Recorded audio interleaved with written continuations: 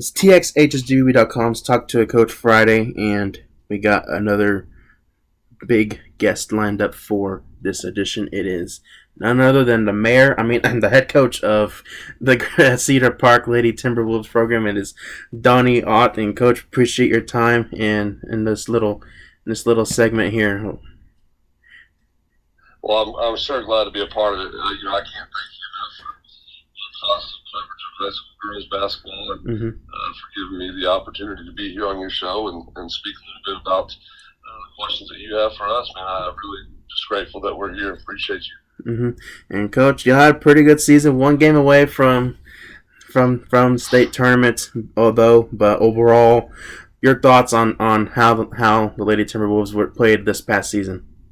Yeah, man, I tell you, it was phenomenal. And you're 7 seconds away from achieving that ultimate pinnacle. Where you think you're going to be there, and we just didn't close the game out in the right way. But sure, I'm proud of the kids and what they've been able to accomplish. And it's what I told them in the locker room after the game is one game doesn't define this program and what they've done in the 3 years that we've been together. So, I'm just so grateful for those kids and their work ethic. And they showed a lot of character and a lot of heart. And they showed a lot of characteristics that we're proud of that Cedar Park displays. And, being down 13, and coming back and taking the lead, it just showed a lot about those kids and about what the program stands for. So I'm very grateful for them, and I just so applaud them for their work ethics and everything that they were able to achieve this season for sure. And we're going to rewind it back. We're going to rewind it all the way to the start of your tenure at Cedar Park. First off, whenever you took over the program, how was the program looking like whenever you arrived? I didn't. I'll be really honest with you. I didn't know much about Cedar Park High School going into this job. I was pretty rooted into North Crowley. I loved the situation that we had there. I was there for 9 years. Really enjoyed our time at North Crowley, and we had quite a team coming back. But when I got the call about the job, it was from my former head coach that I used to work under, Ben Faulkner, who's the assistant for the boys side over here. And he called me and told me about the position. And, we never talked about talent and about the kids and about what they had coming back. We talked about the culture, and we talked about the city and the area and the school district, because I have 2 young daughters, and I wanted to get to an area of the state that in a school district that I felt very confident with raising my daughters in. And so when he made the call to me and approached me about the situation, I honestly had no idea about the success or what they've been able to achieve. But through the interview process, I learned a lot. It seemed to me a situation that's had some past success where they were able to fight for a playoff spot every year, but it just seemed like that would be the extent of it. They would make the playoffs and then they would lose in the first round or the second round. And that's just kind of like it appeared that was the trend. And when I went through the interview process, that was one of the things that they were, talking to me about is, how are we going to break the trend of, first round playoff loss, second round playoff loss? We want to go further. And, the school nor the team had never won a district championship, and they never had been to the regional tournament.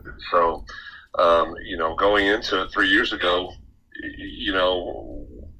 we in our minds, Coach K and I, when we came into the situation, we wanted to impress upon them that we were going to be district champions. We're going to win in the district at some point, in our tenure here. We're going to break that cycle. That's going to be the first thing. We're going to start having the talk around Cedar Park girls basketball being district champions instead of, fighting for a playoff spot.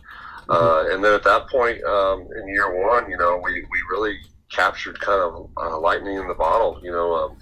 They really started to believe in that. They started to play well. They started to really bond. And then the talent, one of the things that the previous coach I thought did well was a lot of the kids were playing, for a long time, when they were young. So they were involved with a lot of summer and select stuff, which I think helped them to develop those players.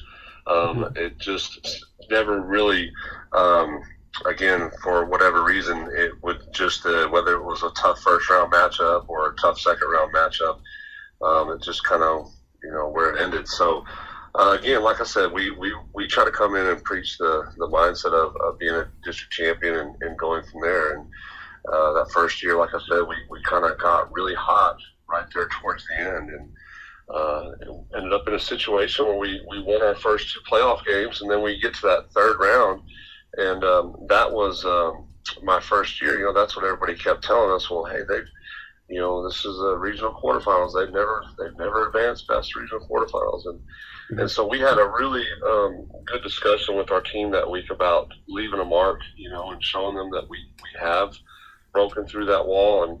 And so my first year we played Magnolia West in the regional quarterfinals, and we played probably the best game that I think we played that entire year, and we beat them pretty good to end up going to the regional tournament. So looking back on it, and seeing where we're at today, it's been 3 straight district champions and 2 regional tournament appearances. And so I feel like our kids are really trying to grasp onto that part of just continuing to get better, and setting high expectations. So. Mm-hmm. Yes, and yeah, you kind of partially mentioned my third question I had for you. But of course, when was that point to where you thought that instead of having early playoff round exits, like you mentioned, and then also you also talked about, and then at the end talked about the 3 straight district titles. When was that point to where you thought that this could be the new trend of continuously winning district titles, and of course making that way into the regional tournament spots? I think in year one, I don't even really know if we had that answer. Mm-hmm. I think in year one, we were just trying to really define our expectations and really impress upon them our beliefs and how we were going to play defense and how we were going to commit to each other. And, but I do feel like we had such a great core of seniors in that first year to where I felt like, they did a good job of trying to lead our younger kids into the future. And then, my second year, we got upset at the buzzer in the second round, which was, Rudder hit a shot. They hit a shot at the buzzer. It's just nuts. They hit a shot at the buzzer and they beat us. And I think honestly after that loss is what really, I know for sure that motivated the team this year, for sure, because it was a heartbreaking loss. But I had all those kids coming back, and that was something that was very good. When I first got here, we played a lot of young kids. We really did. We played a lot of sophomores, a lot of young kids. We were gonna try to develop that culture from a young standpoint, from our youth, and so coming into this year, those kids, I feel like after having 2 experiences like we had the previous 2 years, I felt like the motivation this year was at high level to where I never thought about if we were going to win district or how far we were going to go. We kept thinking about who our next game was, and we really focused on the next game this year. I just think that ultimately for the program, I guess if I were to say a major tipping point is, I think that going into the second year with our scheduling, we started scheduling a lot harder teams than they played in the past, going to a lot harder tournaments. Like going to the McDonald's tournament was huge for this program. Going to the Bowie tournament was huge for this program. Just in getting outside and playing big time schools and school districts, and not just playing them, but competing with them.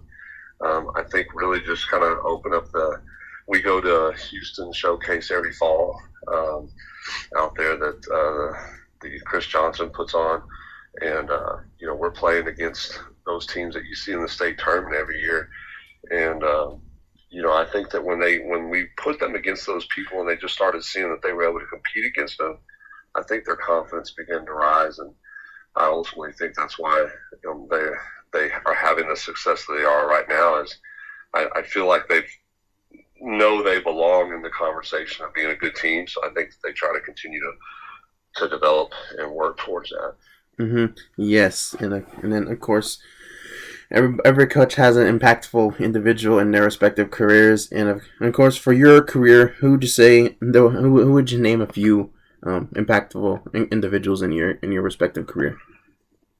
I'm blessed to come from a great coaching background where and some great people that I've worked along my way. I've had Tommy Brackle from North Crowley, who I worked under for a long time, was a huge influence. Jamie Boswell, who was a great friend of mine, was very active in TBC and head coaching as well. Dean Edwards, Scott Richardson. I mean, just a whole list of guys that, my first ever head coach I worked under, Ben Faulkner, and Jonathan Normand. I just had a very, I've been very fortunate to be around some really good coaches. And for me, it's just been such a humbling experience as far as going into those situations and knowing that I've just been a sponge, and I've tried to work as hard as I can to sponge and soak up everything I can from those resources and seeing what's good for the programs that we're involved in. And, as far as any other outside influences, it's just I've been very involved in TABC for the last 13 years as a camp counselor and as a coach, for their summer camps and stuff. So I've just been fortunate to just be around good people. I wish I could say it was just one person, but I'm molded by a bunch of different people that I've just been sponges from. Absolutely. And then looking into the present now, of course, we have some little restrictions with some strength conditioning and all that for indoors, and as also. But what drills, if any, have your staff kind of go into the motion of just trying to stay within the regulations of the UI has kind of been post that y'all been kind of doing for y'all? Well, we've taken a unique approach. It's a little different, probably. We've got a sports UF that we're very involved in, and what we did the last 3 months is we basically we worked through a leadership workbook, and so every day we'd meet with our players and we go through our Zoom meetings, and we would discuss leadership quotes, leadership terms. We really just wanted to strengthen our leadership this year. And the behind the scenes stuff with our kids, as far as our council member goes, our council members go, and as far as just some house cleaning stuff within our program, that our kids, we felt like we just want to continue to develop leadership within our program, because I just am a big believer that player-led teams are better than coach-led teams. So the more I can get my kids to lead, the better that we'll be. Because I feel like if they're continuing to have to wait for our directions and our instructions, they're just not going to be as good. I just have never felt that way. So our goal this year we lost 5 seniors, and they're very impactful seniors. They were great kids and did a lot for our program. And so it's important for us this year to really try to strengthen our leadership. So like I said, we've been meeting with our and worked through a leadership workbook that was very extensive the last 2 months. And then we divided them up into teams, and they posted their workouts online, and so we were able to kind of watch them work out. And it was fun to see how creative they were. There was kids that were putting paint cans on sides of a broomstick and doing squats. So it was just really it was a lot of fun to see the kids and their creativity take over as they were trying to stay in shape and work through the quarantine. So we have not done any skill work with them, believe it or not. Part of that is twofold. Number one, obviously the state just opened those restrictions up here recently. But number two, our school district, Leander ISD, has not opened up gym usage yet at this point. Right. They have still shut down all restrictions. So we have strength and conditioning camp going on, but that's all outside with just weights and conditioning. So we don't get to do any of the individual skill work. I feel like our kids are very, very invested with what we're doing, so I don't have a worry about them not going to skills trainers and things like that. You know, I know that they're getting skill work in and they're doing things to get better skill wise. I just hope that at some point soon we can kind of start easing into allowing gym usage, because just for me, I'm missing them. You know, I'm missing being in the gym with them. You know, and I think I'm ready to get back to that. Yeah, for sure. And I heard a quote through a podcast that said the coaches need kids and the kids need coaches, for sure. Yeah. And looking into this summer situation here. But next question here. This is not a knock on 6A and 5A schools in any way, nor their fans or attendances, but sure. Yeah, but the state tournament, I felt like the 6A's. The 6A state tournament attendance was a little bit lower than usual. Yeah, and then of course, so as you know, being a 5A coach now, and you've been in the big school scene for a while, what would you say what that 6A and 5A coaches need to do to, you know, bolster attendance figures for not only their school, but also whenever they go on deep playoff runs, and then of course go into the state tournament? Yeah, that's a great question. You know, I think it's so.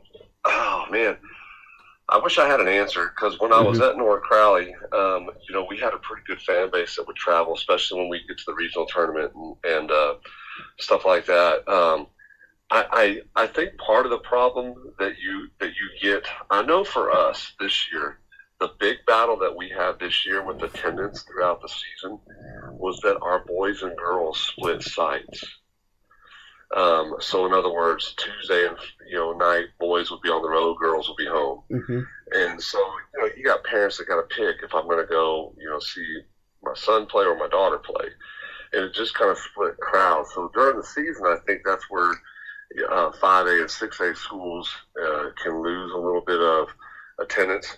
As far as the state tournament goes, I think it's twofold. I think that if you look at the 5A and 6A lack of numbers, I feel like you see a lot of that in girls basketball. I think guys basketball, I think the numbers are probably pretty good in state tournament, and they're probably decent.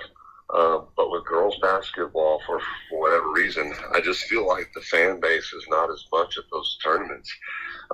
Now, people will say, well, oh yeah, if you go to a small school, it's a little different in a small school too. In a small school, and I know this from coaching in small schools for most of my early careers, in a small school, the entire town is invested because that's all they have. Yes. They have, that's their heartbeat of that town. So in smaller towns, it seems to me like the fans are more connected with the school and the community and everything because it's small. And that's it. The school is such a big entity there in the town. In bigger schools, I think that there's so many other things that go on, and there's so many other factors that go on that string kids from here to there.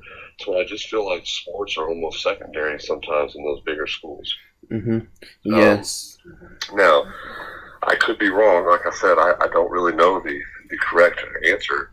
I do feel like it's more of a girls thing than a boys thing, though, because I feel like the girls' state tournament in general is less attended than the guys' state tournament. And, I think that has a lot to do with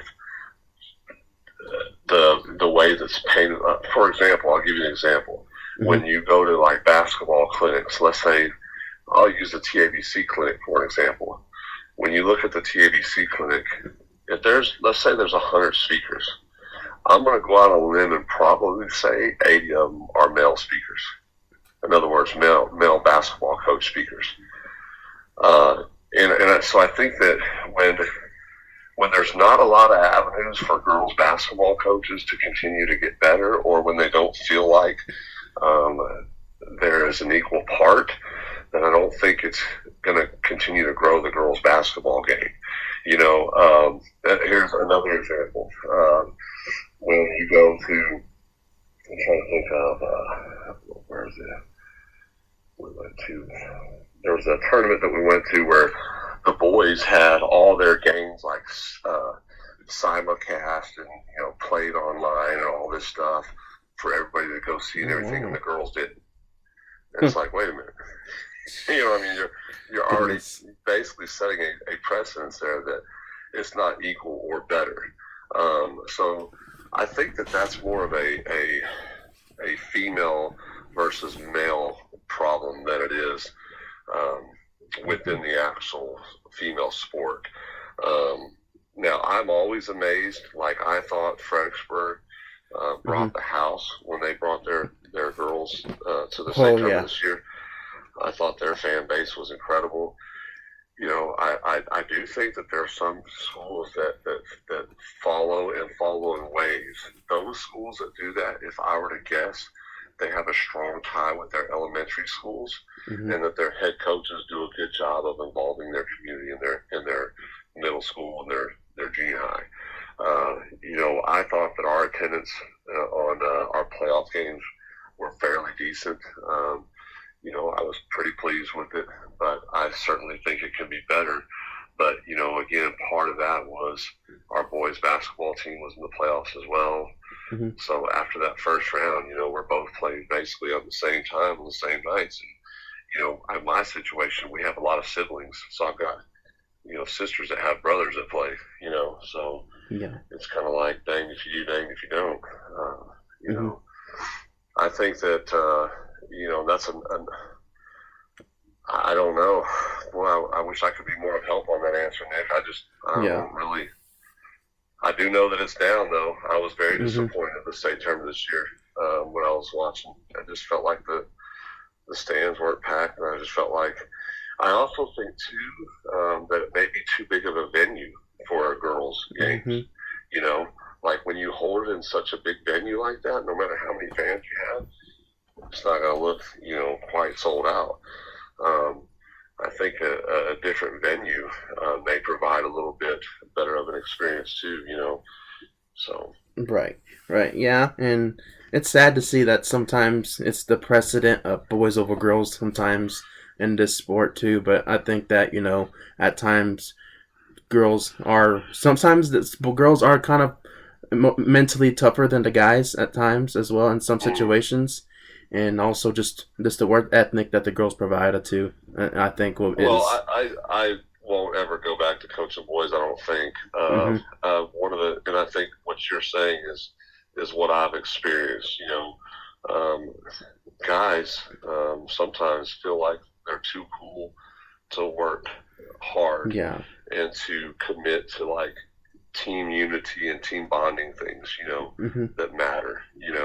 Girls aren't, girls, they get into all that stuff, Another thing that I think guys and girls different, is like guys have to feel good, guys have to play good to feel good. Yeah. In other words, they got to go out and drop 25 points and get 12 rebounds and 7 assists, and then they feel good after the game, Girls, what I've noticed, or what I've felt like anyways, is it's more about them just feeling good emotionally, If they feel good, they'll be okay. They'll play good, or you'll get the best effort out of them. But if they don't feel good, if their boyfriend broke up with them during the day, or you said something that didn't sit with them well, oh man, it's over. Yeah. So I think it's a different deal where girls are invested more emotionally. Absolutely. And I think that the experiences can tend to be a little more powerful. Yeah, for sure. And again, I'm ready for the gender barrier to kind of be broken, so that way everyone can have a level playing field for the sports and it as sucks well. because I don't know that that's gonna. I mean, because then you look you look at the collegiate game and Mm-hmm. and you look at the WNBA, which is almost non-existent, or they don't advertise it. They don't show games. They don't do. So I just think that it's NBA is on the TNT. I mean, they're freaking showing games left and right, Mm-hmm. all across. I mean, ESPN's got articles about every NBA team on there. And then you don't see any articles on WNBA teams. Yeah. You don't see any. Like it's just not promoted well. Mm-hmm. It really is not. Even collegiately, the women's NCAA tournament. I don't think they pump that up like March. Like March Madness for the guys is nuts.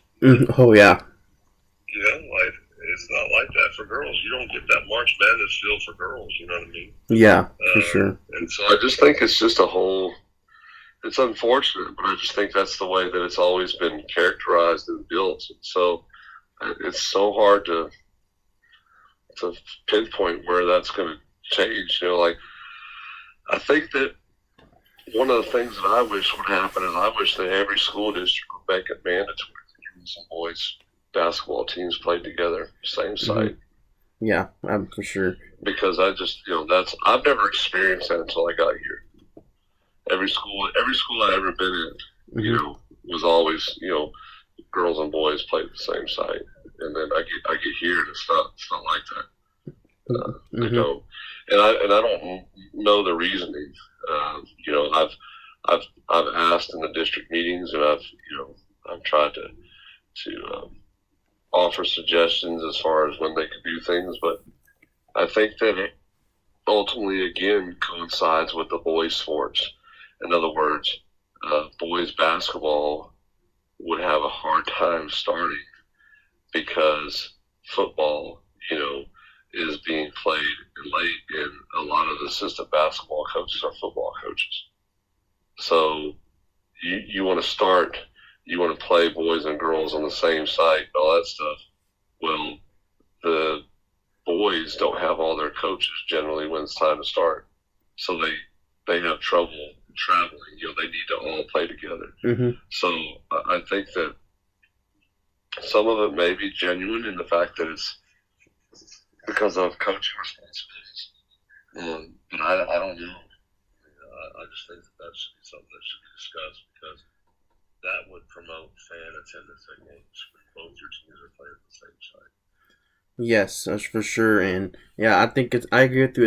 I think it should be a big mandatory deal.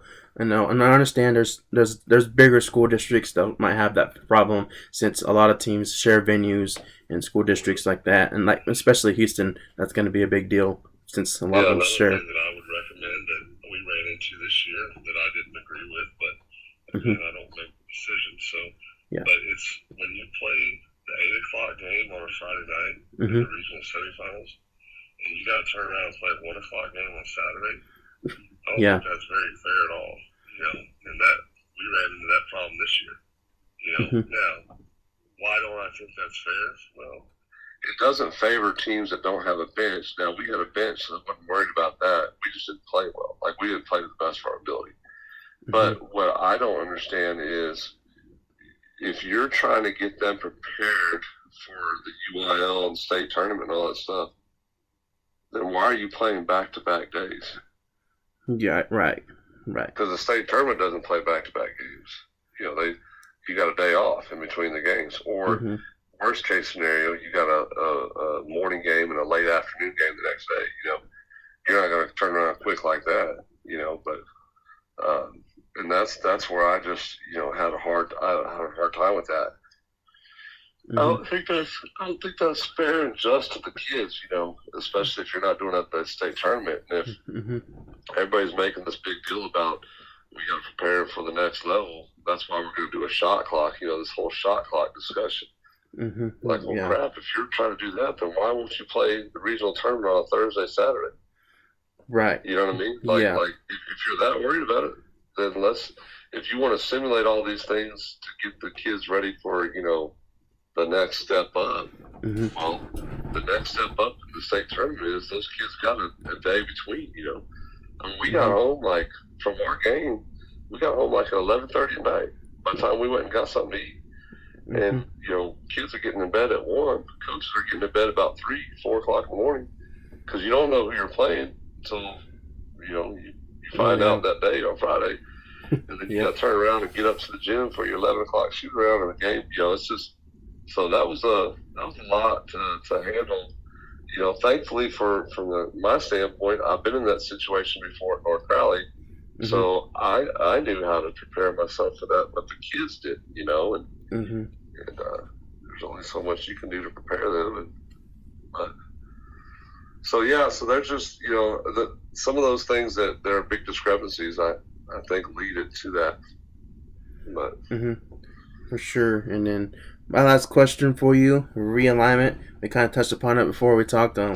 It's a little bit different this year. Y'all are now moved to Region 4, and also y'all add in Liberty Hill. Also, whenever you first saw the district, what were your initial thoughts upon it? Man, first of all, the new district realignment was a little surprising. Not really though, because I knew that we'd get Liberty Hill. I felt confident about that. I didn't think we'd get Georgetown and Georgetown East. I thought they'd stay on the east side of 35, but that's fine. We had Georgetown then in my first year. We had both districts. So the team that that I'm happy about that's in our district now more than anything is Liberty Hill, because I love, he does such a great job there, Coach Lage, and he does a phenomenal job there. His kids play so hard, and they're going to be really good.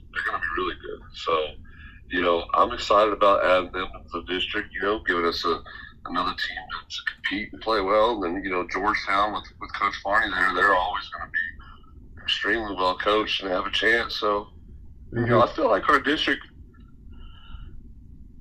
as a whole, I feel like it got tougher, which, again, I'm excited about that. I want to play good games, every time we can go out. That's one of the things that made it so hard, I think, on us the first couple of years is, we went through our district playing our reserve players a lot in the fourth quarter because, you got 20 and 25 point leads. Then you got to turn around and play, that well in the playoffs. This year, we went through our district pretty handily. Conley gave us a decent game, pretty good game. But, going through the playoffs, I'd have never thought we'd have won every playoff game by double digit. I didn't think that would have happened, but we did this year, and I think a lot of that was because we played such an incredibly hard preseason schedule this year that no matter how much I felt like our district, we just kind of stayed even keel, I still felt like we always had those memories from preseason that I could go back on and say, look, this is the level that you need to be playing at, Right. You need to be playing like you did against Cy Creek when you lost by 2 points at the buzzer. That's how you need to be played. And so I think that for us, we just got to continue to build our preseason really strong so that we can be prepared going into district and then in the playoffs. So absolutely. Well, Coach, that's all the questions. I'm excited about the realignment. Like I said, it'll be good. And then Region 4 will be fun. You got Veterans Memorial in there. Coach Camacho, she's a legend. She's phenomenal. So, I'm excited about, having Region 4. Now, I've never played in Region 4 when I was in high school or in coaching. I've never been in Region 4. I've always been in Region 1 or 3, but I've never been in Region 4. So this will be new for me in every aspect. So we're looking forward to it for sure. Absolutely. Well, Coach, that's all the questions I got for you. We appreciate your time that you're taking out of us. So lots of good stuff. To discuss.